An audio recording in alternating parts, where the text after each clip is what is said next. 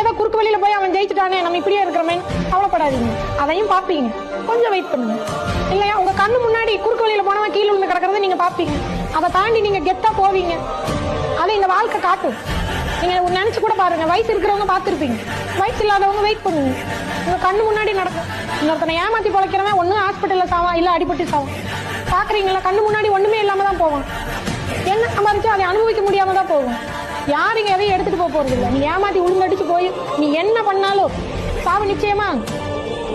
நீ நல்லவனா இருந்தாலும் சாகதான் போற, நீ கெட்டவனா இருந்தாலும் சாகதான் போற, நீ என்ன பண்ணாலும் சாகதான் போற.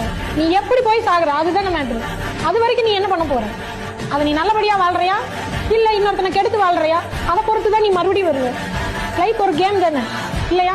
இங்க பிறக்கிற, இங்க சாகுற, இங்கிருந்து இது வரைக்கும் நீ எப்படி வாழ்றாங்கிறதானே வாழ்க்கை. இங்க இறந்துட்டா நீ மறுபடியும் இங்க தானே வந்து நிக்கணும். அப்ப நீ இது வரைக்கும் வாழ்ந்த வாழ்க்கை உன் கணக்குல வரும்ல. அப்ப